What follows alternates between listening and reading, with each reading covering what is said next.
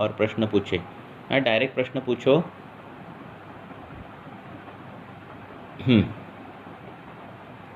Mic unmute करो और direct प्रश्न पूछो।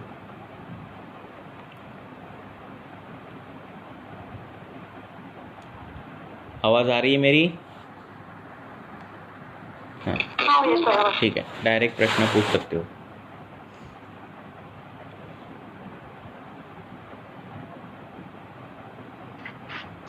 पूछो। Hello, good evening sir. हाँ, गुड इवनिंग, पूछो। सर, एलोपेशिया से रिलेटेड बता दो एक बार बेसिक। सर, अब जैसे मेरा भाई है और उसे अचानक से वीक के अंदर अंदर ही हेयर फॉल उसका हुआ। क्या हुआ? Hair fall centre of the head से। तो पहले हल्का बहुत था बीच बीच में से, और एक वीक के अंदर अंदर बढ़ा। उसकी हिस्ट्री ये थी कि कॉन्स्टिपेशन रहती है और एपेटाइट डिक्रीज, इसके अलावा और कुछ नहीं था। तो सर, इसको लेके तो खाली एलोपेशिया के बारे में हमने पिछले डिस्कशन में ये किया है।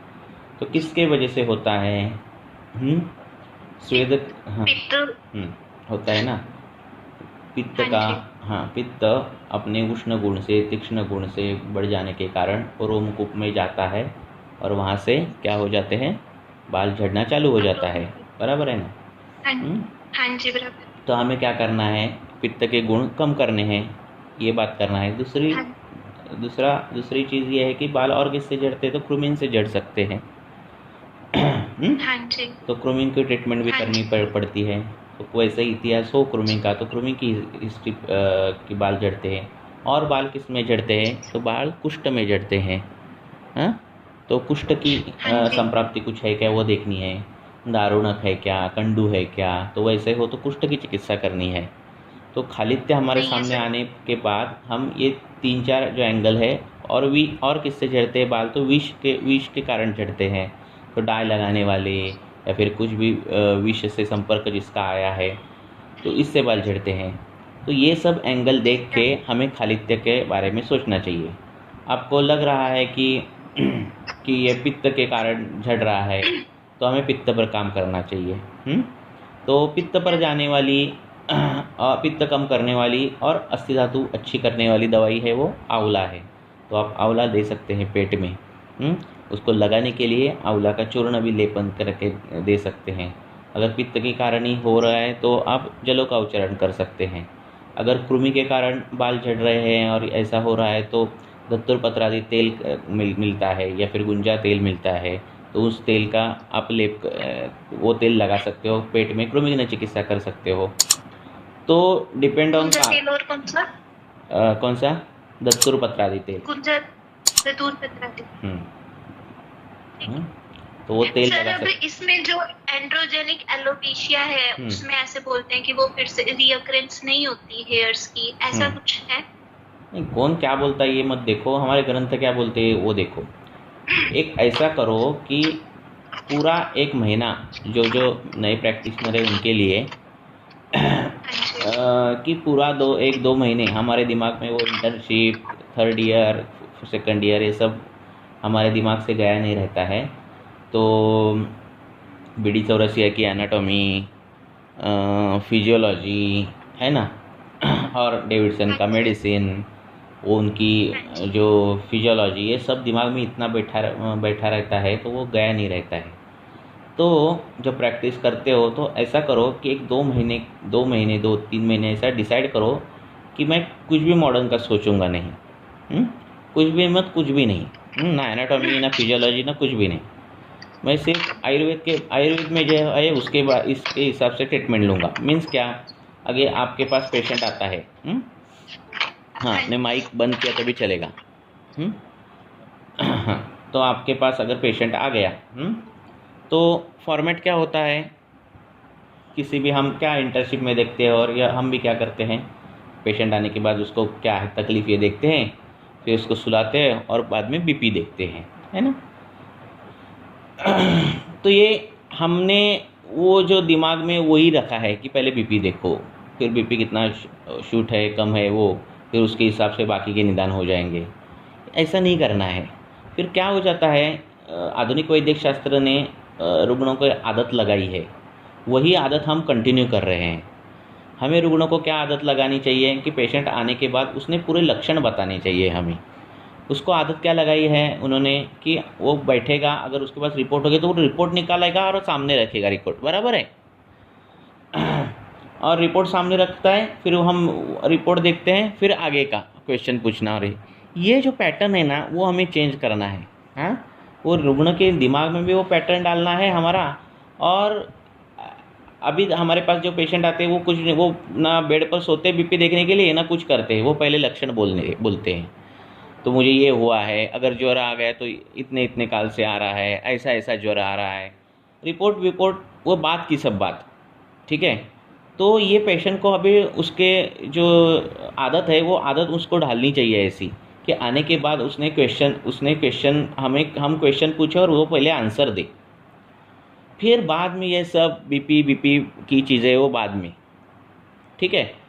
तो हमें क्या करना है, अभी नए प्रैक्टिशनर को 1-2-3 महीने भूल ही जाओ कि ऐसा ब्लड सर्कुलेशन होता है, ऐसा स्टमक होता है, ऐसा आंत्र होता है, सब भूल ही जाओ। ऐसा कर दो कि दिमाग में वो सोचो ही मत, और आपके सामने एक ही विकल्प है आयुर्वेद, ऐसे दिमाग में रखो और प्रैक्टिस चालू करो।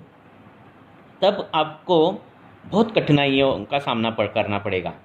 बहुत जो विचार है वो आपको सोचने पड़ेंगे, अरे इसमें क्या कर सकते हैं। अभी एलोपैथिक तो सोचना नहीं है, फिजियोलॉजी तो सोचनी ही नहीं है, एलर्जी, इन्फेक्शन इसके बारे में तो सोचना नहीं है, इन्फ्लेमेशन के बारे में सोचना नहीं है, पेट दर्द है तो हमें अपेंडिसाइटिस के बारे में सोचना नहीं है। तो आपके सामने एक ही विकल्प है आयुर्वेद। तो क्या होगा, जितने क्वेश्चंस आपके मन में पड़ेंगे उसकी जो आंसर है वो आप संहिताओं से ढूंढेंगे, और जितने आंसर आप संहिताओं में से ढूंढेंगे उतना आपकी आयुर्वेदिक जो कंसेप्ट है वो ज़्यादा परफेक्ट होने लगेंगे। देखो, जब तक विकल्प सामने है ना आपके, तब तक आप उसमें पूरी तरह से डूबोगे नहीं उस शास्त्र में। जैसे हॉस्टल में जब रहते हैं लोग, तो हम तो कर्नाटक में हॉस्टल में थे, तो उधर की जो रुग्ण की भाषा है, बाकी लोगों की भाषा है, वो कन्नड़ रहती थी, तो हिंदी भी उनको आता था। तो जिनके रूममेट्स में विकल्प था कि उनके रूममेट्स कन्नड़ भी बोल सकते हैं और हिंदी भी बोल सकते हैं, उनको कन्नड़ अच्छी तरह से आई नहीं। और जिनके रूममेट्स ऐसे थे कि उनको हिंदी नहीं आती, सिर्फ कन्नड़ ही बोलने आती है, विकल्प ही नहीं है, तो उनको जो है नॉन कर्नाटक के हैं उनको कन्नड़ बोलने आ गई। तो इसका मतलब क्या है, जब रुग्ण के पास हम जाते थे तो रुग्ण को तो हिंदी नहीं आती थी, गांव के रुग्ण थे, तो वो कन्नड़ में बोलते थे कि वट्टे ब्यान आयत्री, इल्ली ब्यान आयत्री, वॉट एवर जो कन्नड़।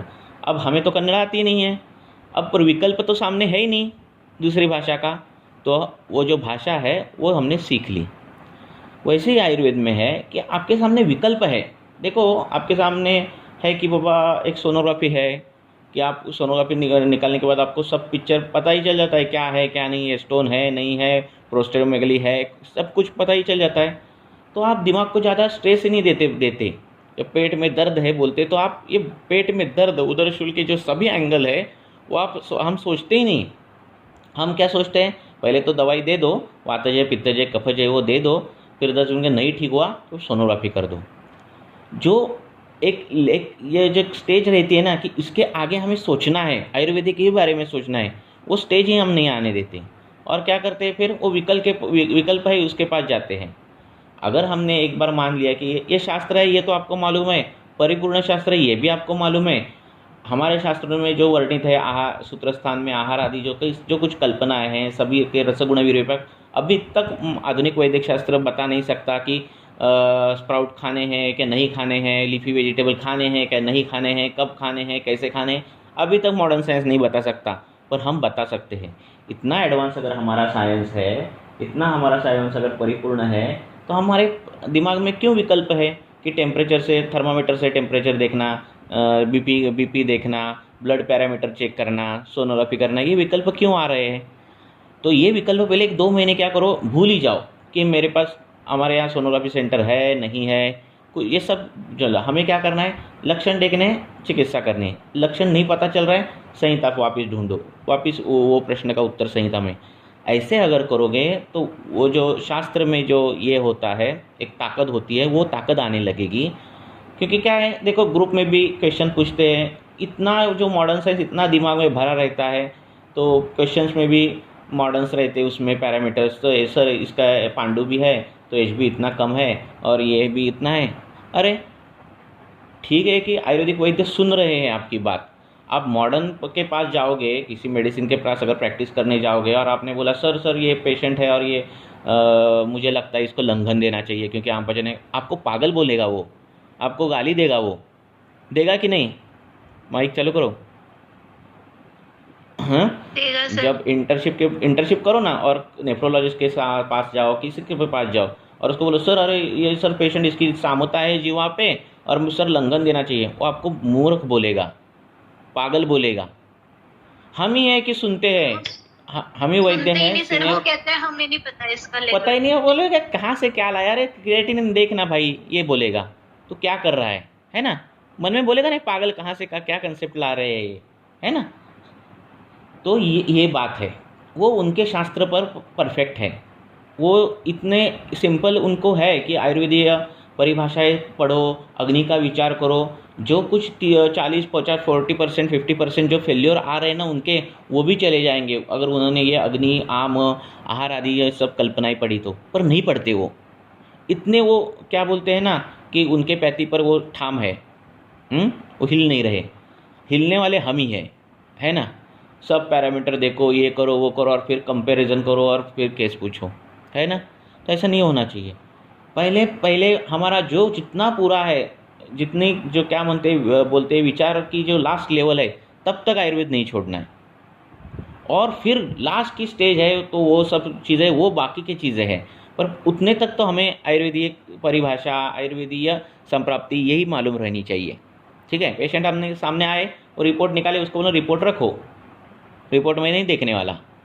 वो बीपी चेक कर, वो पूछता है बीपी चेक करोगे क्या डॉक्टर? नहीं, पहले नहीं करूँगा मैं, मुझे क्या देखना है, मुझे लक्षण देखने हैं।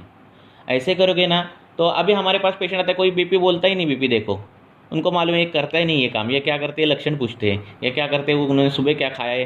तो उस धीरे धीरे क्या होता है, जब आप ऐसे आप अपने इसमें स्टैंड रहोगे ना, तो पेशेंट अपने आप आपके जैसे बर्ताव करने लगेंगे, वो बाकी की चीज़ें करेंगे ही नहीं।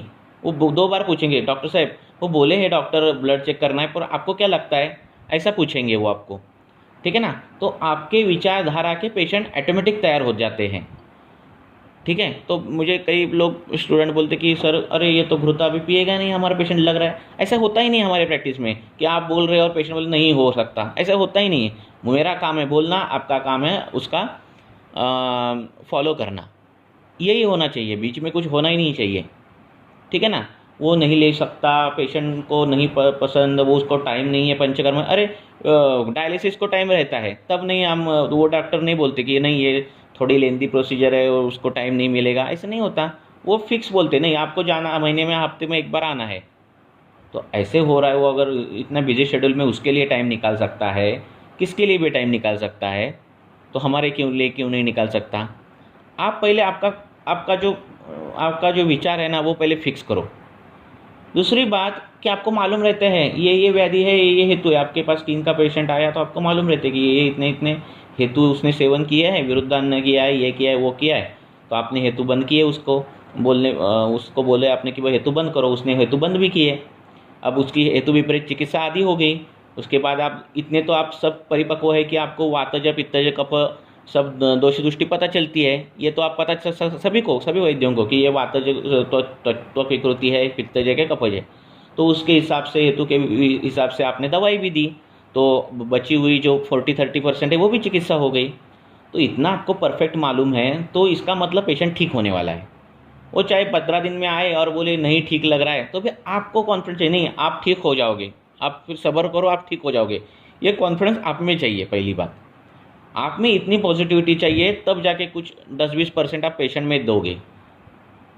बहुत से मैंने देखे हैं कि वो कैसे बोलते हैं, देख लो 10 दिन में कैसा होता है, फिर नहीं हुआ तो हम देखेंगे, नहीं हुआ तो रिपोर्ट कर निकालेंगे, नहीं हुआ तो ये सब जो संदेह वाली बातें हैं ना, इससे कॉन्फिडेंस लूज़ हो जाता है पेशेंट का। ठीक है ना। अगर आपको हेतु परफेक्ट मालूम है, आपको ट्रीटमेंट अपने आपको दिमाग से आपने बराबर दी है, इसका मतलब रिजल्ट अच्छा ही मिलेगा, है ना। इतना परफेक्ट शास्त्र अगर लिखा है तो हमें कितना कॉन्फिडेंस चाहिए, है ना। इस शास्त्र के हम अनुयायी हैं, इस शास्त्र के हम प्रेमी हैं, तो हमें कितना कॉन्फिडेंस चाहिए हमारे शास्त्र पर। आज कोई MCH वाला भी आदमी बता नहीं सकता कि मूंग दाल से क्या होगा। आज मैंने अगर मूंग दाल या फिर तूर दाल ऐसे ज़्यादा खाई तो कल क्या होगा, ये वो नहीं बता सकते, हम बता सकते हैं। अगर वही मूंग दाल मैंने तेल में फ्राई करके खाई या फिर भर्जन करके खाई या फिर उसमें चना बिना डाल के खाई तो कल क्या होगा, वात प्रकोप होगा कि कफ प्रकोप होगा, या आयुर्वेदिक डॉक्टर बोल सकते हैं, आप बोल सकते हो, BMS वाले। MCH वाला नहीं बोल सकता। देखो कितना परफेक्ट शास्त्र है हमारा। तो अगर इतना परफेक्ट शास्त्र है, इतना सब कुछ है, तो हमारे पास कितना कॉन्फिडेंस चाहिए। कभी कभार त्वचा विकार ठीक होने के लिए टाइम लगता है, 1 महीना लगेगा, 2 महीने लगेंगे, 3 महीने लगेंगे, पर वो 3 महीने पेशेंट आपके पास रहना चाहिए। इसके लिए आपके पास विश्वास चाहिए। नहीं ठीक हो रहा है फिर भी आप बोलना, आपके जो वाणी में दिखना चाहिए कि नहीं मैं ठीक होऊंगा। ऐसे पेशेंट को दिखता है कि नहीं अभी भी नहीं हो रहा है पर ये आदमी मुझे ठीक करेगा। ये जो है ना कॉन्फिडेंस, ये दिखना चाहिए। और ये शास्त्र से प्यार करके ही होगा, शास्त्र पर श्रद्धा रख के ही होगा। ये 2 पैरों पर चल के नहीं होगा कि मैं हाँ वो भी करूँगा, वो भी विचार करूँगा, नहीं चलेगा तो वो भी प्रैक्टिस करूँगा, इस पर नहीं होगा।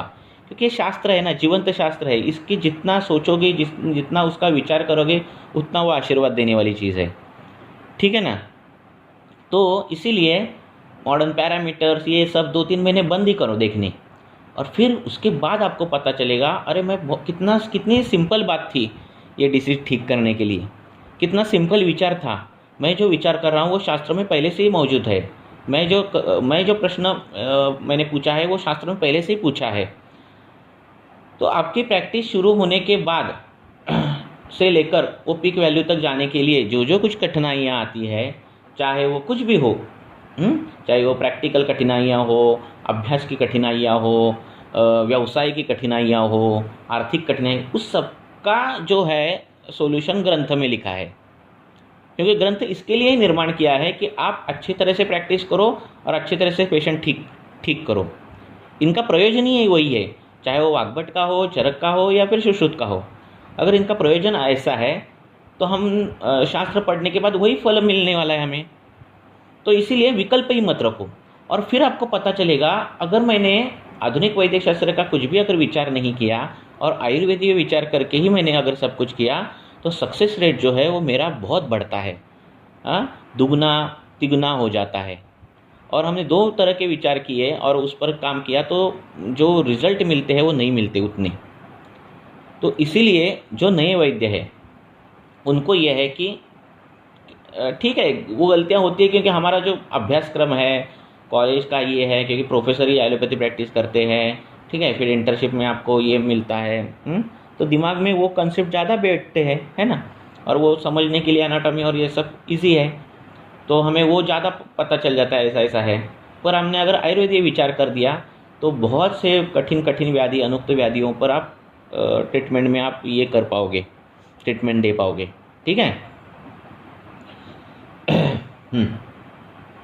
सर बोलो। स्टार्टिंग में इसके अलावा एक ये भी आता है कि जो ड्रग ऑफ चॉइस में कि वो ठीक है या नहीं, जैसे इसी केस की बात करते हैं। अभी मैंने जब ये सारा सोचा तो मेडिसिन सोची, तो उसमें मैंने सोचा कि प्रछान, फिर त्रिफला चूर्ण का लेप और सिर पे प्रछान के बाद विड़ंगा सब खाना खाने के बाद, और डेली का त्रिफला चूर्ण रात को, ताकि नित्य उसका पेट साफ होता रहे तो पित्त कम होता रहेगा। अब इस ट्रीटमेंट में आपको क्या कमी लग रही है और आप क्या पहले तो केस डिटेल ले लो। केस कभी भी डिटेल लेते समय, ग्रुप में डालते समय क्या करना है, उसका आहार विहार से स्टार्ट करना है। ठीक है। प्रच्छान कर्म कब करते हैं, सुपरफिशियल रक्त दुष्टि हो, तो प्रच्छान करते हैं। ठीक है। अगर गुड़ हो तो जलों का करते हैं। तो इस हिसाब से आप देखो क्या करो। एक बार आपने केस पेपर पर लिख ली तो उस पर पूरा वो हेतु क्या है, क्या उसका व्यवसाय है, कहाँ से चालू हुई व्याधि, ये सिर्फ उसका एक चिंतन करो दिमाग में। जब पेशेंट कम रहते हैं, प्रैक्टिस में टाइम बहुत ज़्यादा रहता है तब की बात। हाँ, और सिर्फ चिंतन करो, फिर हमारे जो कल्पनाएं हैं सूत्र स्थान में जो जो सिद्धांत लिए उनका स्मरण करो।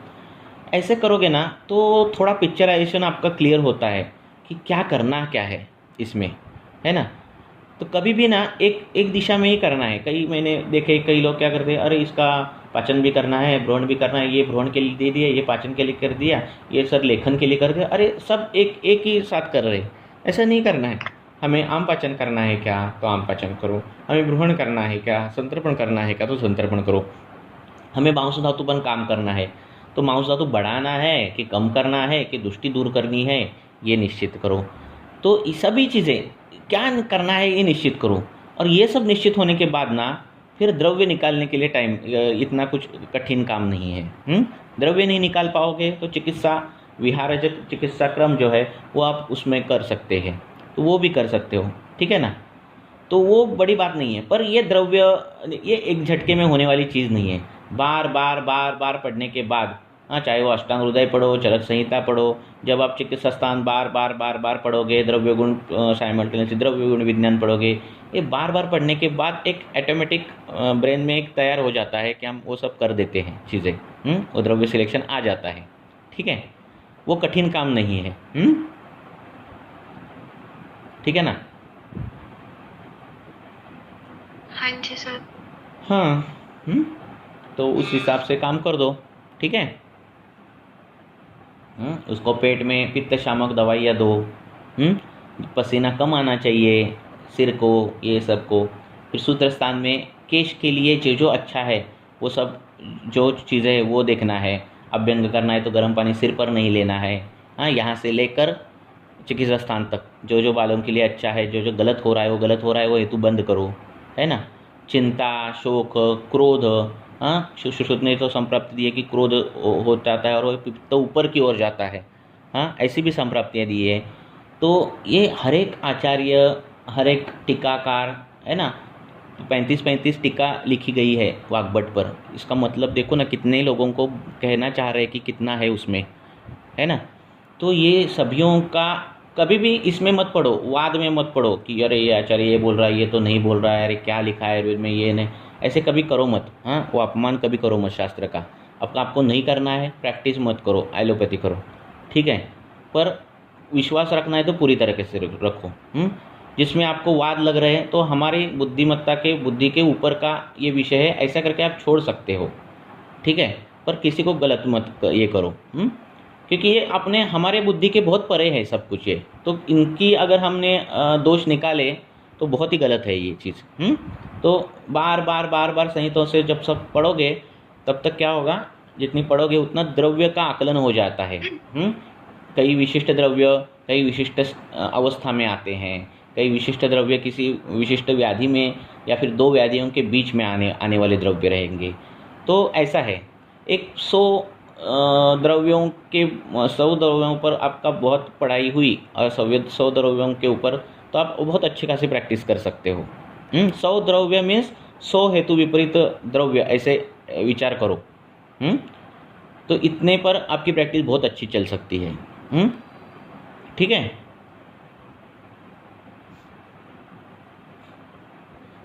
सर एक केस मांडायची होती। मांडा। महिला रुग्ण आहे 34 वर्षांची। तिचा जन्मदेश आणि कार्यदेश सोलापूर आहे। अतिशय उष्ण प्रदेशात वाढलेली आहे ती। आता गर्भिणी आहे 24 आठवड्याची।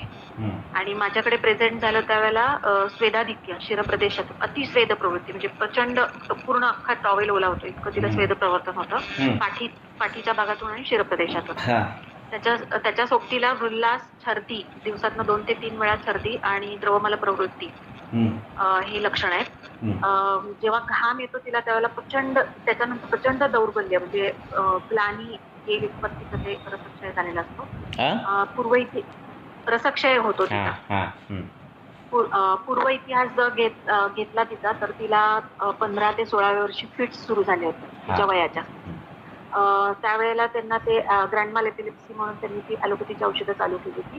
पण आता 3 वर्षापासून फिट्स अजिबात नाहीयेत, ॲलोपॅथीची औषधं पण चालू केली। आपल्या याच्यानुसार हेतू घेतले तर उष्ण, तीक्ष्ण किंवा तिखट खाणं, कटुरसात्मक आहार भरपूर आहे. स्थौल्य आहे. स्थौल्य म्हणजे स्थौल्य कॅटेगरीतच बसते. चक्क स्तन, स्पीक, लंबनम आहे. आणि एपिलेप्सीची औषधं हा एक हेतू मी त्याच्यामध्ये धरला. 15 ते 16 वर्ष औषधं घेतली.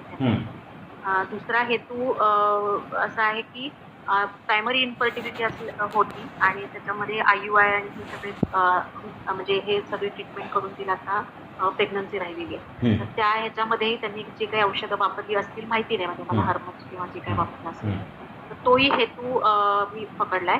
पण आता माझ्याकडे प्रचंड स्वेदाधिक्य घेऊन येते. दिवसात 2 ते 3 वेळा तिला शिरप्रदेशातून आणि पाठीतून खूप स्वेद प्रवर्तन होतं आणि मग ती इतकी थकून जाते की ग्लानी आल्यासारखं हे होतं. आता मी चिकित्सा असं तिला काहीच दिलेलं नाहीये, पण कसा विचार करायचा आणि काय मी गाईड करू त्यांना, म्हणजे काय. तर अब ये जो प्रेगनेंसी होती है, अब इसमें एक संप्राप्ति तो कॉमन होती है, वो कौन सी है? प्रेग्नेंट कोई भी बोले, एक प्रेगनेंसी में एक संप्राप्ति कॉमन हो जाती है और उससे व्याधि हो जाते हैं. कौन सी संप्राप्ति हो जाती है प्रेग्नेंसी में? रसदृष्टी किंवा रसक्षयाचं. अजून दुसरं कोण बोलेल? कॉमन कुठे रसदृष्टी? अपानाचा अवरोध होऊन, काही काळापुरता अपानाचा अवरोध होऊन उदावर्ताची संप्राप्ति. उदावर्त की संप्राप्ति ये कॉमन है, बराबर है. प्रेगनेंसी में उदावर्त की संप्राप्ति, क्योंकि गर्भ जो है वो अवरोध हो गया है वहाँ पर, बराबर है.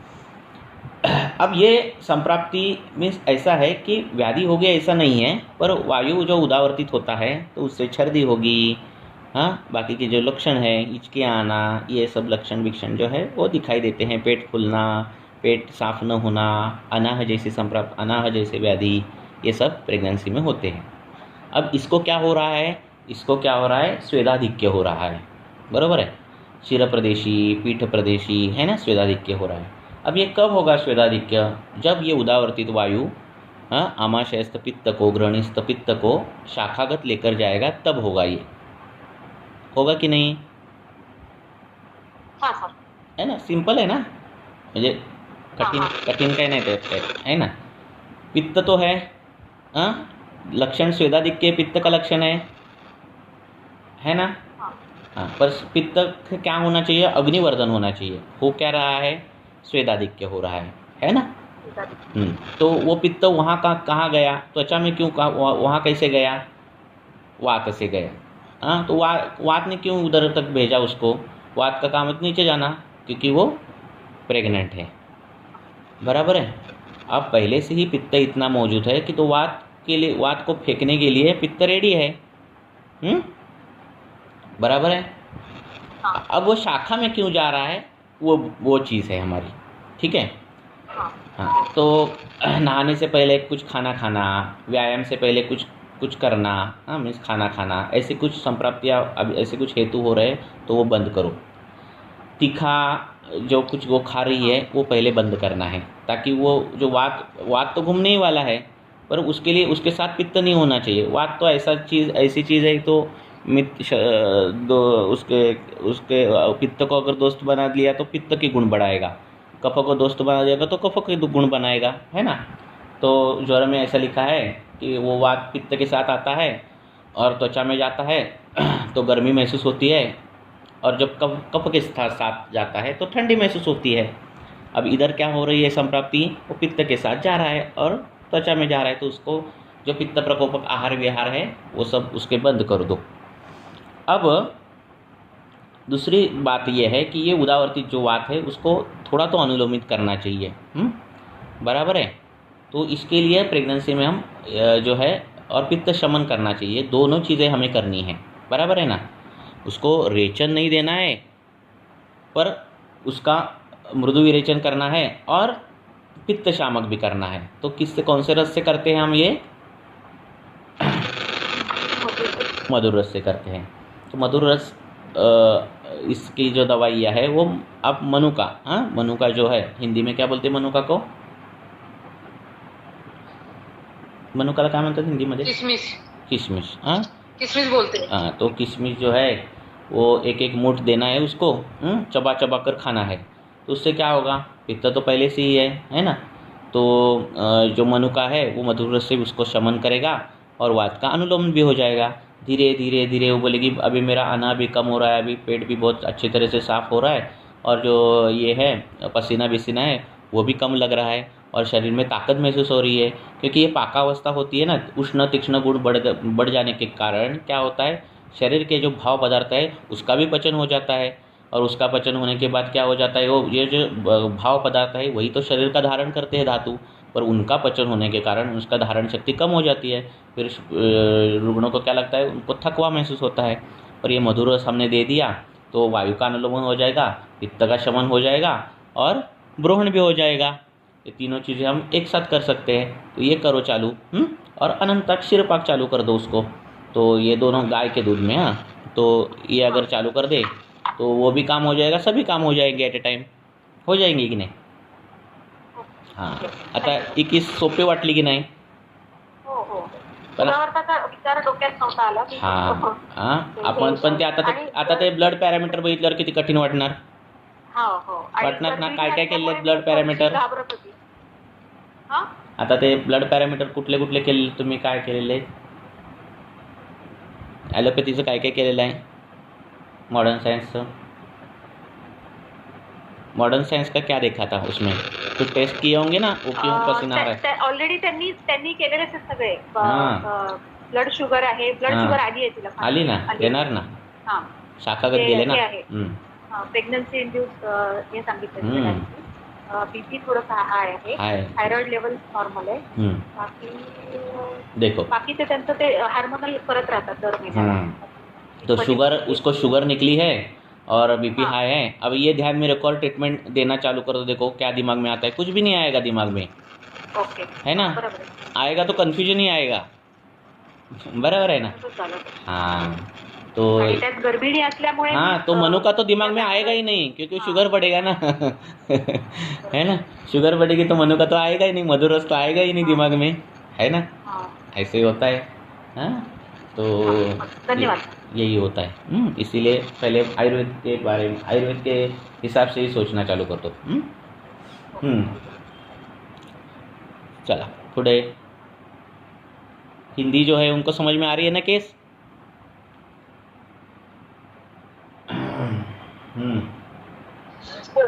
आता क्रांती मॅडमची केस सांगते, त्याच्यामध्ये स्वेद अतिप्रवृत्ती होती गर्भिणीमध्ये, फक्त डोक्याच्या भागात. मग ते स्वेदाचं जे कार्य आहे, स्वेद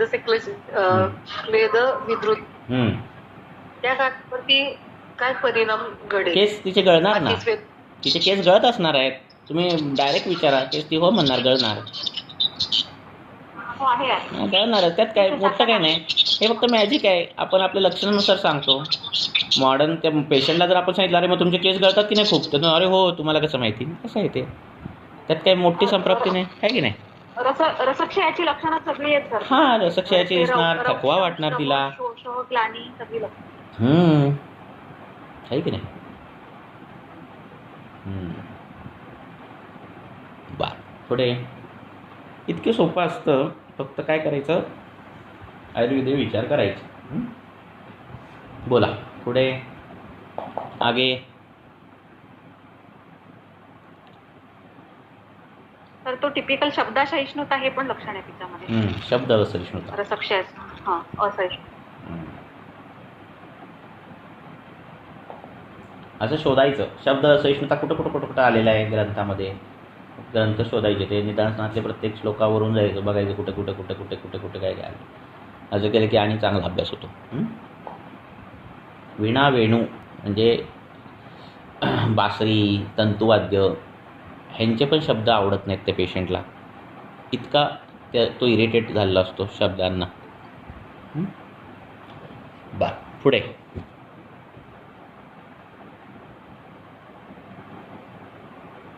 ओपीडी पेशेंट आला, जब पेशेंट आता है क्लिनिक में, तो जब वेटिंग रूम में बैठता है तब को कंपाउंडर से क्या बोलता है, किस इससे बोलता है, वो भी ध्यान, उधर से आपका परीक्षण चालू होना चाहिए. इरिटेट होने वाले पेशेंट, कंपाउंडर बेचारा किसने भेजा आपको, नहीं वो आपको क्या करना है वो भेजा किसने, तो ये वही है शब्द सहिष्णुता। हाँ, कि ज़्यादा क्वेश्चन पूछने के बाद इरिटेट हो जाता है इंसान, है ना। ये खाली उस लेवल तक नहीं है वो शब्द सहिष्णुता, पर वही है सब कुछ। तो वहाँ ही आपका डायग्नोसिस होना चाहिए, अरे यहाँ ये पेशेंट आने वाला है, ये है, इधर से आपका निरीक्षण करना है आपको। ऐसे सर पण हे एपिलेप्सीच्या औषधाने तर मंदगुण पण भरपूर वाढलाय। हो, त्याचा वेळ लागतो, कुठली कृती करायला वेळ लागतो, एखादी गोष्ट पटकन समजत नाही तिला, वेळ लागतो, मंदगुणाचं वर्धन भरपूर झालेलं। त्याचा विचार वेगळा येणार परत, है ना।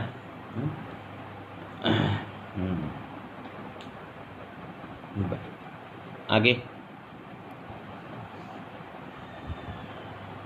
जब तक संप्राप्ति अच्छी तरह से लगती नहीं तब तक चिकित्सा स्थान पे जंप करने की कुछ फ़ायदा नहीं है। हाँ ठीक है, और प्रश्न पूछो। प्रश्न आज कम हो गए, बाकी की बातें ज़्यादा हो गई। बोलो।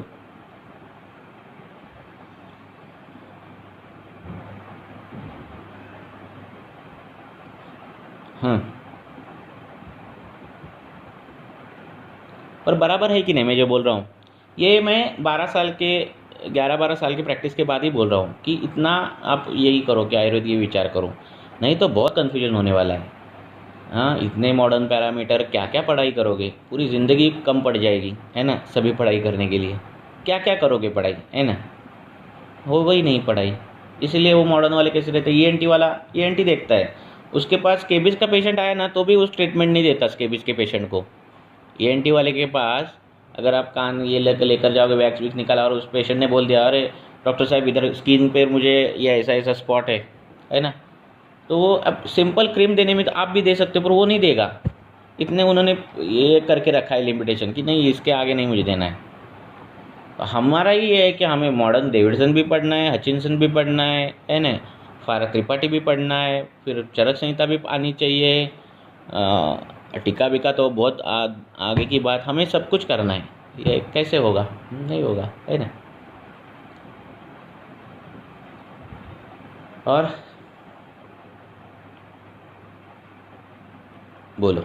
तो इसीलिए हमारा जो लिमिटेशन, हमारा जो ये है उतना वो बहुत पढ़ो ना, है ना, ऐसा करो ना, वो इजी है ना। बोलो।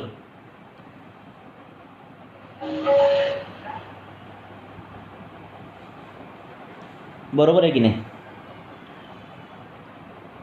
आप एग्री हो क्या? थोड़े थोड़े एग्री हो क्या? बोलो। आप पढ़ पाओगे पूरी ज़िंदगी भर कि आपको परफेक्ट फार्माकोलॉजी आनी चाहिए, मेडिसिन भी आना चाहिए, फिजियोलॉजी आनी चाहिए, फार्माकोलॉजी आनी चाहिए, मॉडर्न की नए नए मॉलिक्यूल है उनकी फार्माकोलॉजी आनी चाहिए, ड्रग इंटरेक्शन आनी चाहिए, वो तो अलग ही चीज़ है ना। और फिर आयुर्वेद भी आना चाहिए, होगा ये हो। तो सर जो प्लेन MBBS करते हैं सर वो भी नहीं पढ़ते। हाँ, तो वही बोल रहा हूँ ना, ये इतना ज्ञान क्या बोलता है ये है, तो इससे अच्छा कुछ तो आप रखो कि नहीं मैं इधर तक पढ़ूंगा पर जो पढ़ूंगा वो अच्छा पढ़ूंगा।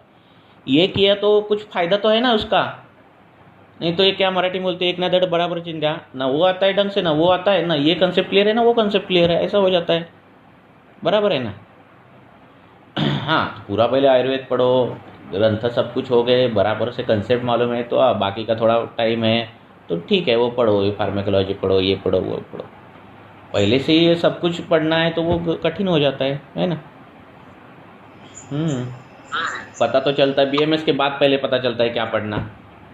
हाँ, उसमें अपना उम्र गई रहती है, बचे हुए 30-35 साल में ये सब कुछ कैसे पढ़ोगे, नहीं पढ़ पाओगे, है कि नहीं। 40-50-45 के बाद तो जो पढ़ रहा है वो याद भी नहीं रहता, तो कैसे करोगे इतने कम टाइम पे, नहीं कर सकते, है ना। बोलो। सर एक पेशेंट है सर, कॉलेज में जाती है सर, मतलब 19-20 साल की होगी, तो सर उसको कांस्टेंट हेडेक की कंप्लेंट लेके आई है, और उसको हेडेक शाम को स्टार्ट होता है और धीरे धीरे बढ़ जाता है, रात तक काफी ज्यादा हो जाता है। तो उन्होंने सारी इन्वेस्टिगेशंस करा ली, इवन CT स्कैन भी करा दिया, तो उसमें कुछ भी सिग्निफिकेंट नहीं आया।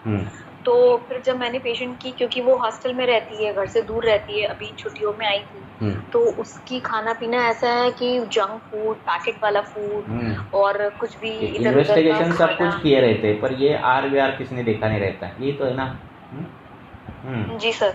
और सर अब मुझे तो ऐसा लगता है, वैसे पेशेंट ने खुल के नहीं बताया, पर मुझे ऐसा लगता है कि उसका मल वेग धारण करने का भी एक कारण होगा, क्योंकि वो सुबह लेक्चर्स के लिए जल्दी उठती है, मतलब जाती है कॉलेज, रात में देर तक जागती है, और उसको रोटी सब्जी नहीं अच्छी लगती, पर इधर उधर का जो भी खिला लो वो उसको बहुत बढ़िया लगता है। और सर उसको कभी कभी चक्कर भी आते हैं। तो सर उसमें फिर हेडेक का मतलब ये कफ अवरोध बात के कारण है क्या सर? उसको आपने बोल दिया ना अभी कि मल अवरोध के कारण हो रहा है। तो वैसा हो रहा है तो आप दे दो अनुलोमन की दवाइयाँ, 2-3 दिन के बाद अनुलोमन के बाद वो बोली पेट का सिर दर्द कम हो रहा है, तो वही ट्रीटमेंट है आपकी, है ना।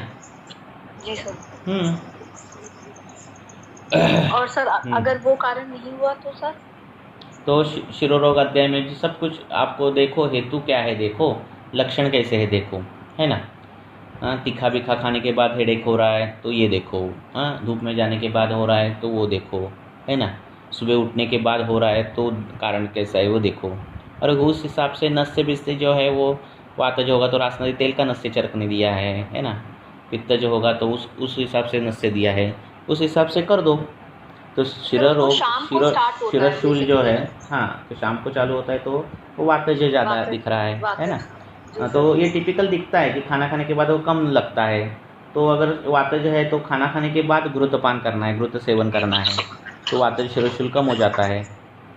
वातज शिरोशूल में नस्य आया है, बला तेल का नस्य आया है, चरकने दिया है, और इसका रासनादी तेल जो है, घृत तेल जो है उसका नस्य दिया है।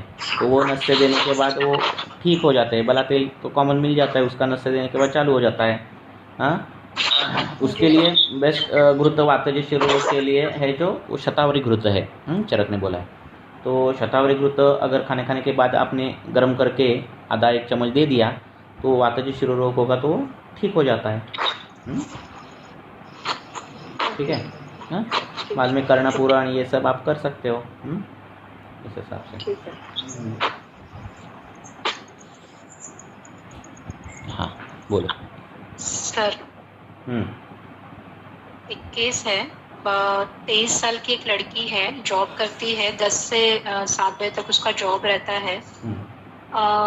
कंप्लेंट लेकर आई है रिकरेंट कफ कोल्ड, बचपन से ही उसको तकलीफ है ये, और अभी जैसे सीजन चेंज होता है तो उसको ज़्यादा हो जाता है ये। डिजीनेस है, सफोकेटिंग लगता है उसको, अनइजी रहती है पूरा दिन। उसका रूटीन पूछा तो मॉर्निंग में 7 o'clock उठती है, योगा के लिए जाती है। दिन भर में वो हर्बल एक ड्रिंक लेती है, फिर बाद में कॉफी, हर्बल लाइफ का एक ड्रिंक आता है वो लेती है।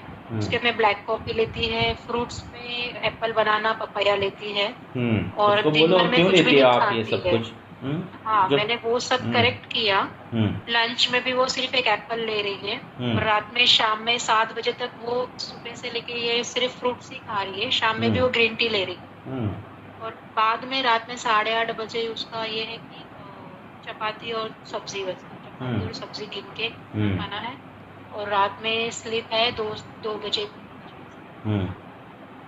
अभी तो मैंने उसको मेडिसिन दे दिया है, श्वास का जैसे उसको अस्थमा के जैसे उसको इनहेलर भी दे रखा है, और रिकरेंट ये चीज होती है कि उसको जो कंप्लेंट थी उसमें खांसी और थोड़ा साइनस जो हम बोलते हैं वो थोड़ा भरा हुआ था, तो जैसे सर नीचे करते हैं तो जो हैवीनेस लगता है वो उसको था, उस हिसाब से मैंने उसको मेडिसिन दिया है। बट नेक्स्ट में क्या करना है, मतलब संप्राप्ति भ्रंग कैसे होना चाहिए वो नहीं। अभी आपने जो दिया है उसका फर्क पड़ रहा है क्या उस पर? अभी तो मैंने कल ही मेडिसिन दिया है, तो आज से स्टार्ट। तो थोड़ा ये रखो, सब्र करो, है ना। आपने अगर हेतु बराबर से निकाले हैं तो उस हिसाब से उसको बोलो और उनको समझाओ कि ये फ्रूट्स लेना, ये हर्बल टी लेना और ये सब कुछ है वो कैसे गलत है, वो समझाओ उनको, ठीक है। दिनचर्या तो मैंने पूरी चेंज करी है उनकी। वो पूरी दिनचर्या में मैंने पूरा चेंज किया है, मेडिसिन दिया है, 1 वीक के लिए मेडिसिन दिया है, और फॉलो के लिए बोला है। स्टेप क्या मतलब? आप कॉन्फिडेंट रहो, आपके हेतु आपने निकाले क्या ढंग से निकाले। हाँ, हेतु बंद किया आपने, किए तो आपने 50% काम कर दिया, अभी बचा है 50% काम करना। वो चिकित्सा आपने दी, कपग्न वातानुलोमन वो दी, दिया, दे दिया। वातानुलोमन किया आपने? हाँ सर। हाँ, तो किया आपने, कपग्न और वातानुलोमन आपने किया। तो अभी 10 दिन के बाद क्या होगा वो देखो, है ना। सर लेकिन मोशन की हिस्ट्री तो वो नॉर्मल है उसकी, तो वातानुलोमन फिर भी देना चाहिए इसमें। कास है ना, तो ये हाँ है ना, तो है, बट मुझे फिर समझ में नहीं आया कास कि की देना संप्राप्ति। चाहिए। हमें मॉडर्न में जो खांसी है वहाँ उनको कफ प्राधान्य है, और हमारे इसमें खांसी में वात प्राधान्य है ना। संप्राप्ति होती है प्रतिलोमम यदा वायु से स्टार्ट होगी, है ना। हाँ, अगर आपके इसमें हमने कफ भर दिया, पूरा स्थान तो कफ का ही है ना, वहाँ तो कफ ही रहेगा ना। हाँ, उधर थोड़ी पित्त रहने वाला है, तो उधर कफ ही रहेगा। पर वायु जो है वो प्रतिलोमित हो जाता है और ये काश की संप्राप्ति कर देता है ना। तो इसीलिए वातानुलोमन करना है। हाँ, यत्किंचित कफवातग्नम उष्णम वातानुलोमनम, है ना। तो ऐसी जो चिकित्सा है वो हिक्का काश श्वास में लाभदायक करती है। अगर पित्तानुबंधी ना हो तो, पित्तानुबंधी हो तो पित्त का विचार करना पड़ता है। ऐसा करो। कौन से ऋतु में उसका बढ़ता है वो पूछो। पेशेंट बोलता है कि मुझे सालों साल रहता है, पर फिर भी उनको पूछो कि ये ऋतु में बढ़ता है, वो ऋतु में होता है सर। हाँ, ऋतु संधि में ही होता है। हाँ, ऋतु संधि में ही होता है। तो कौन से ऋतु संधि में होता है वो भी देखना है ना। हाँ, हर एक की ऋतु संधि अलग है ना, नहीं क्या। हाँ, तो वो देखो, और इसके हिसाब से आप वो देखो कि ये कफवातग्न है, वो कफवात जो काश की संप्राप्ति है या फिर पित्तानुबंधी है। ऐसे पित्तानुबंधी हो तो फिर धमासा बिमासा या चूर्ण ऐड हो जाते हैं। हाँ, कफवातग्न है तो फिर शुंठी कचोरा श्रृंगी ये सब चूर्ण ऐड हो जाते हैं। तो इस हिसाब से उसको ट्रीटमेंट चालू करो। शुंठी तो मैंने दी है, बट वातानुलोमन में क्या देना? वातानुलोमन हरितकी देना। हरितकी दे सकते हैं आप उसमें, है कि हरितकी कांच में भी आई है, सब इसमें आई है, तो आप दे सकते हैं। वातानुलोमन होना चाहिए।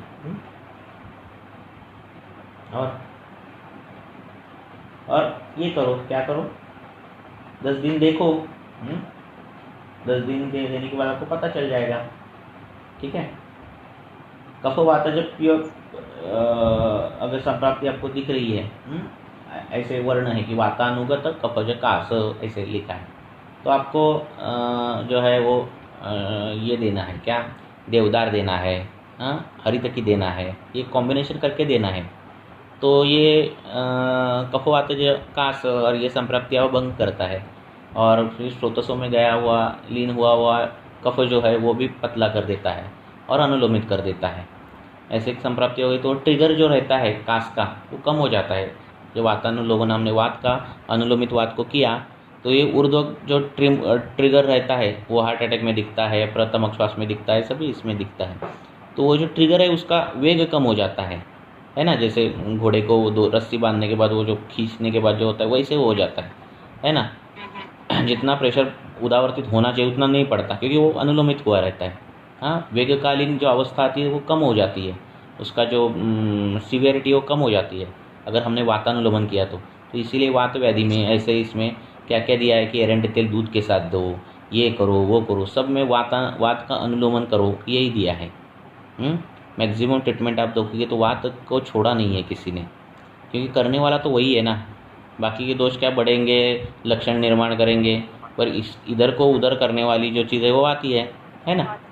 तो वात का अनुलोमन कभी भी छोड़ना नहीं है ट्रीटमेंट में।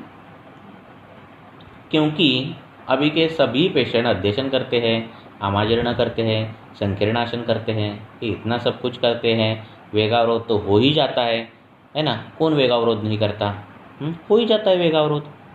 तो ऐसा है, तो वात का अनुलोमन करना बहुत ही ज़रूरी है इस काल में, है ना। बैंक में गए, टॉयलेट आ गई, कौन जाएगा, सामने कस्टमर है, वेगावरोध उधर होगा। ट्रेन में होगा मूत्र वेगावरोध, कितना तो है, स्ट्रेस टेंशन है, अश्रु का वेगावरोध होगा, कितने तो वेगावरोध है, तो वेगावरोध हो ही जाता है। और हो ही जाता है, इसलिए वात का अनुलोमन भी इतना ये है। तो अभी के काल में आम का विचार, वातानुलोमन का विचार, कृमि का विचार, ये बहुत सारे व्याधि में करना बहुत कंपलसरी हो गया है। क्योंकि आज का जो समय है, वो इस समय में जो खान पान है, इसका विचार करके ये जो चीज़ें हैं वो बहुत कंपलसरी हो गई है, तो इनको कभी छोड़ना नहीं है। ऐसे ठीक है। सर ऐसे भी कोई एकेरी द्रव्य है क्या कि अगर उदान वायु का वातानुलोमन करना है तो वही द्रव्य अच्छा काम करेगा, अपान पे करना है करता तो है ना, देवदार करता है ना। देवदार का श्लोक अगर देखोगे तो उसमें मिल जाएगा आपको। बहुत सही है। पर पहले क्या करो, पहले आप कॉम्बिनेशन ग्रंथ में है उस पर काम करो, फिर जैसे जैसे पढ़ाई फिर हो जाएगी, फिर एक द्रव्य दो द्रव्य भी बात की बात है। पर है ऐसा। क्योंकि एक द्रव्य नहीं रहता, उसके रस रहते हैं 2-3, उसके वीर्य है ना, उसके गुण हैं, तो उस द्रव्य को 4 हाथ 4 पैर ज़्यादा रहते हैं अवयव, है ना। तो एक द्रव्य नहीं रहता। तो टिपिकल कंडीशन में जैसे बोला है ना कि हिक्का श्वास पार्श्वशूल ऐसा हो तो पुष्कर मूल is the choice of medicine, ऐसा दिया है ना। तो ऐसे दिया है, निर्दिग्धिका का से दिया है, तो ऐसे दिए है द्रव्य। तो उसका भी विचार कर सकते हो। आगे सर ऐसी एक पेशेंट मेरे पास भी आई थी सर, वो 35 इयर्स की थी। तो सर उसका मेन कंप्लेंट ये था कि सुबह उठते ही, जैसे ही वो सुबह उठती थी तो उसको कम से कम 15, 20, 25 छींकें आती थी, लगातार आती रहती थी, तो वो उससे बहुत परेशान थी सर। और पेशेंट स्थूल थी और उसको सर बीपी की प्रॉब्लम भी थी, और सर उसको 3 साल पहले मतलब फेशियल पैलेसी जो उसने बोला था होके चली गई थी। और ये प्रतिशाय से ही सब कुछ स्टार्ट हुआ था। और सबसे पहले उसको प्रतिशाय था जिसके लिए वो सिट्राजीन और जो भी वो सब ड्रग्स वगैरह लेती रही थी। उसके बहुत टाइम बाद उसको अर्दित हो गया। फिर उसके बाद अब ऐसा हो गया कि उसको कंटिन्यूस सुबह उठते ही बहुत छींकें आती हैं कि वो कंट्रोल नहीं कर पाती है। तो क्या होता है ना, अभी हो गया कि हमने बोल दिया कि आप बोल रहे एक द्रव्य, तो कैसा है, अभी हमने सोचा ना कि किसी भी केस के बारे में कि अगर हमको अनुलोमन करना है, देखो एक पॉइंट है कि एक पॉइंट है हमें अनुलोमन करना है, दूसरा पॉइंट हमें कफग्न काम, ये केस नहीं बोल रहा हूँ मैं, जनरल बोल रहा हूँ कि हमें कफग्न का काम करना है तो हमें उष्ण द्रव्य चाहिए। तीसरा है कि हमें प्रतिशाय है तो मांस धातु पर काम करने वाला द्रव्य चाहिए। चौथा है कि हमें आम पाचन करने वाला द्रव्य चाहिए। तो ऐसे हमारे क्राइटेरिया हमने अगर डाल दिए, फिल्टर डाल दिए, तो आप सोचोगे तो ऐसे द्रव्य मिल जाते हैं हम। तो हरित की लिया तो वो अनुलोमन करेगा, हरित की लिया तो वो उष्ण है, हरित के लिया तो वो कांस में आया है, हरित के लिया तो वो मांस धातु अग्नि अच्छा करता है। देखो है, मिल गया एक द्रव्य, तो वो फिर किसके साथ देना, अगर कफाधिक्य है तो मधु के साथ दे दो, है ना। तो इस प्रकार से अनुपान से हम एक द्रव्य की भी चिकित्सा कर सकते हैं और उसके रिजल्ट मिलते हैं। सिर्फ हमें वो फिल्टर में वो द्रव्य पूरा का पूरा आना चाहिए। ये कंपल्शन नहीं है, पर ये इंटरेस्टिंग चीज़ है ना, कि ऐसे कर सकते हैं हम। तो ऐसे द्रव्य निकालो, एक नहीं निकालो तो 2 निकाल सकते हो, ऐसे हो सकता है। क्या हुआ फिर सर? तो इस पेशेंट में उसकी जो छींकें हैं वो रोकने के लिए सर क्या करेंगे? बात का अनुलोम।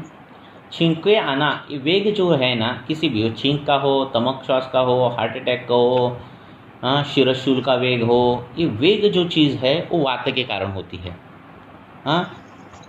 उसकी जो क्या बोलते हैं, सुबह आ रहा है फिर शाम को कम हो रहा है, फिर सुबह आ रहा है, या फिर दोपहर को आ रहा है, शाम को कम हो रहा है, फिर दोपहर का, ये जो वेग है ना, ये वात के कारण होता है। क्योंकि पित्त खुद कर नहीं पाता, कफ भी खुद कर नहीं पाता, ठीक है ना। तो ये वात क्यों करता है? तो वात क्यों करेगा? एक तो धातु क्षयजन्य होगा, नहीं तो मार्गावरोधजन्य होता है। मार्गावरोधजन्य होने के कारण ज़्यादा है ना। तो उस हिसाब से उसका अनुलोमन करना है, ठीक है। Okay sir.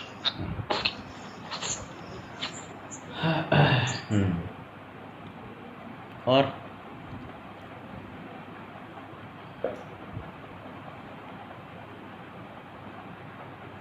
इतना सिंपल है, इतना कुछ कठिन नहीं है। आपको अगर किसी से आप पढ़ रहे हो आयुर्वेद, आपको लग रहा है अरे बहुत डिफ़िकल्ट है, तो दूसरे के साथ दूसरे कोई इंसान हो तो उससे पढ़ो, ठीक है।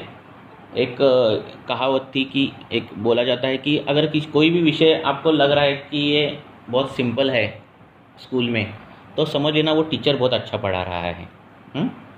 और अगर आपको लग रहा है कि नहीं ये विषय बहुत कठिन जा रहा है, तो समझ लो वो टीचर बहुत ख़राब पढ़ा रहा है ना। तो ये सब जो है ना हमारा आयुर्वेद वो बहुत सिंपल है, समझने के लिए बहुत इजी है ना, है कि नहीं। देखो अगर मैंने बारिश में भीग गया और मुझे ज़ुकाम आ गया, मुझे छींकें आने लगी, और फिर मैंने सिट्रीजिन ली या फिर एजिथ्रो ले ली, तो ये समझने वाली बात ही नहीं है। कहाँ का बैक्टीरिया कहाँ आएगा। मैं तो भीग गया था, अच्छे खासी बारिश में भीग गया, आने के बाद टॉवल से मैंने साफ़ कर लिया, क्या किया, ड्राई किए मेरे बाल, और फिर मुझे ज़ुकाम दूसरे दिन आ गया। तो इसके लिए एजिथ्रोमाइसिन का रोल क्या है कुछ रोल, और एलर्जी भी देते हैं उसके साथ। एटलीस्ट वो एलर्जी है कि बैक्टीरियल इन्फेक्शन है वो भी फिक्स नहीं है ना। तो कुछ ये समझने वाली बात ही नहीं है कुछ। पर अगर आपने बारिश में भीग गए तो शीत गुण के कारण, द्रव गुण के कारण आपका कफ बढ़ गया और आपको प्रतिशय हुआ, तो ये समझने के लिए बहुत इजी है कि नहीं। कौन सा इजी है, पहले वाला कि दूसरे वाला? दूसरे वाला इजी है। और फिर हम क्या करेंगे, ठंडी के कारण प्रतिशय हुआ है तो हम उसको उष्ण द्रव्य देंगे, चाहे वो शुंठी हो चाहे वो कुछ भी हो। तो ये बहुत इजी है कि शीत गुण के कारण प्रतिशय हो गया और फिर हमने उष्ण गुण की ट्रीटमेंट दी और प्रतिशय गया। पर उसको बारिश में भीगा, फिर उसको प्रतिशय हुआ, फिर उसने 3 दिन एंटीबायोटिक ली, एंटी एलर्जिक ले ली, और उसका प्रतिशय फिर धीरे धीरे कम हो गया। ये समझ में कितना कठिन है ही ना। कठिन, बहुत कठिन है ये समझने के लिए। तो हमारा बहुत सिंपल है। आपको देखने क्या है, गुण देखने हैं, आपको ये देखने क्या है, हेतु देखने हैं। आपको क्या करनी है, संप्राप्ति लगानी है। संप्राप्ति लगाना है कि कठिन है क्या? आपको हेतु मिल गए, फिर स्थान वैगुण्य है क्या, या फिर कहाँ जा रहा है, क्या जा रहा है, कौन सा दोष कहाँ जा रहा है, जिस स्थान में जो दोष होना चाहिए उस स्थान में वो दोष है क्या, है ना। अग्नि पेट में चाहिए, वो अग्नि त्वचा पर आ रही है ना। तो ये क्या है, ये अग्नि अंदर की अग्नि बाहर आ गई है ना। यही सब चीज़ें करनी है आपको, बराबर है ना। जिस स्थान में जो दोष होना है उस स्थान में वो दोष नहीं है, फिर किस स्थान में गया, दूसरे स्थान में गया, कैसे गया, किस दोष के वजह से गया, तो उस दोष के ट्रीटमेंट का है, ये है ही करना है हमें, है ना। तो ये समझने के लिए बहुत सिंपल है। आप ऐसा मत सोचो कि बहुत पढ़ाई है अभी, बाकी पढ़ाई तो है बाकी, पर आयुर्वेद प्रैक्टिस करना या फिर आयुर्वेद के विचार ये करना, ये बहुत सिंपल है, क्योंकि ये हमारे डे टू डे लाइफ है ये विचार। ठीक है ना। सर मुझे एक क्वेश्चन, मुझे देखो, अब किचन में आप काम कर रहे हो और वहाँ आपको लग गया, जल गया वहाँ आपका हाथ, है ना, और गर्म तवा है वहाँ लग गया। अब वहाँ लगने के बाद उधर का उष्ण गुण, रुक्ष गुण बढ़ने के बाद आप घृत लगाओगे, ठीक है। ये सिंपल है चीज़, सिंपल है कि नहीं है। गर्म तवा है, वो जल जाने, वो उधर आपको हाथ कलाई पर अगर लग गया, कलाई पर, और वहाँ पर आप उष्ण और रुक्ष गुण है तवा का, इसलिए आप क्या करोगे, स्निग्ध और शीत द्रव्य का घृत लगाओगे कि नहीं। हाँ, वो लगाना इजी है, वो लगाना, घृत लगाना समझदारी की बात है, या क्वाड्रेडम लगाना समझदारी की बात है?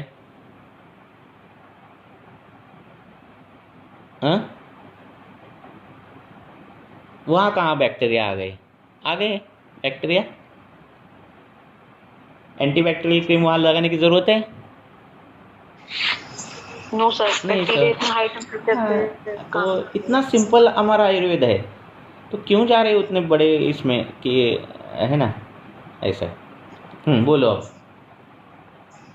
सर वो मुझे ये पूछना था सर, जो धातु पाचक दिए गए हैं सर, तो अगर उनके द्रव्य देखा जाए, जैसे कि ज्वर में तो उष्ण रुक्ष गुण भी बढ़ जाता है और क्लेद भी होती है, तो सर ये जो है, तो ये अग्निमांद्य जो क्लेद के कारण हुआ उसमें ही सारे कार्य करते हैं सर? कौन से? क्या अगर क्या क्या?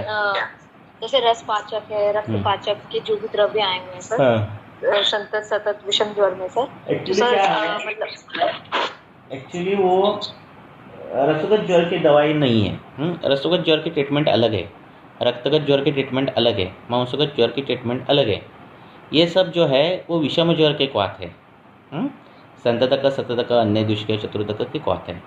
पर कई वैद्यों ने काम किया है उस पर, और फिर उन्होंने ये देने के बाद उनको ऐसा पता चल गया है कि अगर हमने पटोल इंद्रिय कुटकी अगर दे दी तो ये रसगत ज्वर कम कर देता है, या फिर उसका जो गामित्व है वो रसधातु के यहाँ जाता है। ये उन्होंने देखा प्रैक्टिस में, और फिर वो परंपरा पड़ गई कि पटोल इंद्रिय कुटकी देना, अनंता मुस्ता पाठा कुटकी मृद्विका देना, ये परंपरा हो गई है वैसे, ठीक है ना।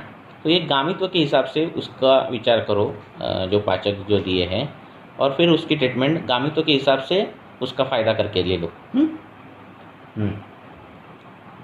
Okay sir. सर केस तो पूरी नहीं है मेरे पास में, सिर्फ थोड़ा ही पता है कि एक पेशेंट जो है वो 45 इयर्स की फीमेल है, उसको काफ़ी टाइम से स्किन का प्रॉब्लम है। स्किन का मतलब नॉर्मली सिर्फ उसको इचिंग होता है फुल बॉडी पे, और जहाँ पे भी वो नेल से करती है वहाँ पे थोड़ा निशान पड़ जाता है, बस इतना ही। और काफ़ी टाइम से एलोपैथी ट्रीटमेंट ले रही है बट कोई रिलीफ नहीं मिला। फिर कुछ हिस्ट्री नहीं है मेरे पास में, अभी वो आई नहीं है मेरे पास ले लो। पेशेंट। नाखून से निशान पड़ रहे हैं, नाखून का भी विष है। देखो हमारे जो दांत है, नाखून है, हम अगर विषारी प्राणी भी नहीं हुए तो भी उसका विष रहता है। वो हमें नहीं बाधा करता क्योंकि वो प्रकृति है। जैसे शास्त्र में उदाहरण दिया है कि विषयुक्त कीट हो तो उसको खुद की विष का कुछ परिणाम नहीं होता, वो क्योंकि उसका खुद का ही विष रहता है, वो प्रकृति रहती है। पर अगर हमने सांप को काटा या फिर किसी प्राणी को काटा तो वो मर भी सकता है, सांप भी या फिर कोई प्राणी भी, या फिर नख से हमने कुछ ये किया तो भी कुछ हो सकता है, उनमें विष के लक्षण दिख सकते हैं। तो हमारे में भी ऐसे है चीज़ें कि वो हम वो नहीं देख रहे कि उस सर्प जैसा विष है, वैसा नहीं है, पर वो विष है। तो वो नख जो हम करते हैं तो वो नख विष हो जाता है, और नख विष हो जाने के बाद अगर काला पड़ रहा है तो पहले से ही उसके शरीर में कुछ क्लेद दुष्टि, रक्त दुष्टि और विषयुक्त चीज़ें हैं, जिस वजह से वो विष जो है वो ट्रिगर होता है और झट से वो कृष्ण विवरणता आ जाती है। तो इस हिसाब से उस केस को देखना है, हेतु क्या है ये सब देखो, और फिर नखविष की दवाइयाँ हैं शास्त्र में, वो लगा सकते हो। उस हिसाब से आप ट्रीटमेंट कर सकते हो, है ना। हेलो, दुषी विषारी दे सकते हैं क्या? दुषी विष दे सकते हैं, दशांग अगत दे सकते हैं, है ना। बहुत सी द्रव्य हैं, तो विष का विचार आप कर सकते हैं। विष का लेप भी है, विषाध्याय में लेप करना, तो उसमें शिरीष है, चंदन है, उशीर है, नागकेशर है, इनका चूर्ण लगाना। ये मैं गाइडलाइन दे रहा हूँ, आपकी केस मुझे डिटेल मालूम नहीं है, पर मैं उस हिसाब से दे रहा हूँ। तो ये लेप है, तो वो लेप लगा सकते हो, उसका अवचूर्णन कर सकते हो, ऐसे वो विषाध्याय में बोला है। ऐसे बहुत चीज़ें हैं। अगर धूप में इसमें हवा में विष है तो क्या करना है, तो वो भी दिया है। वो चूना है और वो द्रव्य दिए हैं, तो उसको वो जो बजाते हैं ना, नगारा क्या बोलते हैं, नहीं क्या बोलते हो, चर्मवाद्य, तबले, वो बड़ा रहता है, वो चला जाता है। तो बड़े इसमें नहीं कि बजाते पिक्चर में, तो उस पर उसका लेपन करना है और वो बजाना है, तो वो ऐसे हवा में ऐसे उछल जाता है, वो फैल जाता है, तो वो हवा भी ये हो जाएगी, निर्जंतुक हो जाती है। वैसे अलग अलग प्रयोग दिए हैं, है ना। तो या फिर पत्ते रहते हैं ना ऐसे, वो राजा जब चलता है तो कई कबार क्या करते हैं लोग, अभी उसका ट्रैक मालूम है, राजा यहाँ से यहाँ जाने वाला है, तो वो जो ये है ना पत्ते, या फिर वो फ्लैग रहते, फ्लैग, उस पर वो विष का प्रयोग करते थे। और फिर राजा जब जाएगा वहाँ से तो वो विष हवा में मिक्स हो जाएगा और राजा को हो जाएगा, क्योंकि राजा को कैसे ना कैसे तो मारना ही है रहता है। तो किस में मारे, तो स्पर्श से मारे, अंजन शलाका में विष डाले, हवा में डाले, ये डाले वो डाले, तो ऐसे प्रयोग किए हैं। तो फिर विषग्न वो पता का रहता है, तो वैसे पता के लगाना है, ऐसे बहुत से प्रयोग हैं। इनके बारे में पढ़कर ये प्रैक्टिस में हम कहाँ ला सकते हैं, ये सोचो। ठीक है ना, तो इस हिसाब से काम करो विषय का, ऐसे है। Thank you sir. सर अभी मेरे पास आज ही वो हॉस्टल की 2 लड़कियां आई थी, तो सर उनकी ये कंप्लेंट थी कि उनके हॉस्टल में इतने चूहे हैं और वो रोज रात में लड़कियों के बेड पे चढ़कर उनके पैरों की स्किन खा रहे। और एक लड़की को तो कल देखा कि वो मेरी स्किन पे काट रहा है और ऊपर की जो वाइट लेयर होती है वो काट रहा है, तो वो डर के भाग गई। तो वो आई थी कि क्या करूं, तो मेरे पास तो क्लिनिक में दशांग लेप था, तो मैंने उसको दे दिया। मैंने कहा ये तुम रात में लेप लगा के सो जाओ। तो सर और क्या कर सकते हैं उसमें, अब क्योंकि वो कह रही है कि बहुत बच्चों को काट रहा है वो चूहे।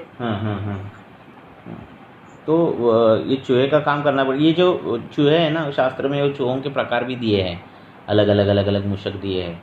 कई मूषक तो काटने के बाद, मूषक क्या, मच्छर भी काटने के बाद, पर्वतीय मच्छर बिच्छर दिए तो काटने के बाद मृत्यु आ जाती है, इतना विष का प्रभाव रहता है। तो मूषक का जो विष दिया है वो उसके शुक्र धातु में दिया है मूषक का। और इसमें क्या हो जाता है, बाद में मीन्स आज मूषक काटा तो कई 5-6 साल बाद में लाइपोमा आ जाते हैं।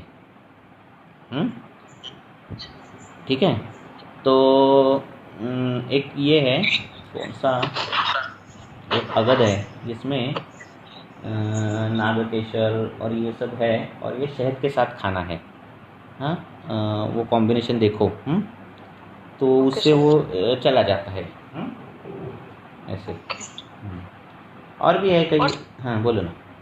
और सर अगर जैसे बच्चे हैं, अगर उनको सर ऐसा भी रहता है ना कि अगर कईयों की स्किन ऐसे रहती है कि मच्छर काटा तो कुछ नहीं हुआ, कईयों की स्किन इतनी सेंसिटिव रहती है कि मच्छर काटा उसका निशान पड़ गया और वो काला निशान रहता है, और पूरा उस बच्चे का, पूरा 9 साल का बच्चा, मतलब उसको जहाँ मच्छर काटा है पूरे पैर उसका काला अपने अगर हल्दी का प्रयोग चालू कर दिया ना नहाते समय और पेट में भी, तो ये निशान नहीं पड़ते। भाजक कितना बहुत अच्छा रहता हो जाता है। और कोई भी विषाक्तता अगर रक्त धातु में नहीं रही ना, तो वो सब निशान नहीं पड़ते। तो हल्दी जो है दूध के साथ नहाते समय लगानी। ये लगाते नहीं, पहले लगाते थे सब बच्चों को नहाते समय, अभी कोई लगाते नहीं। तो ये लगाया तो ये हो जाता है, वो निशान नहीं पड़ जाते। क्या मंजिष्ठा भी मिक्स कर सकते हैं क्या साथ में? किसमें? हाँ, में मिक्स कर सकते हैं ना।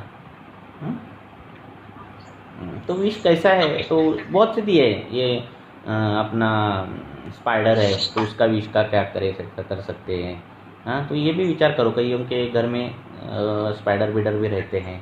हाँ, मूषक विष है तो उसके योग भी दिए, शायद वो एक त्वक और विशुंठी, ऐसा भी एक ये है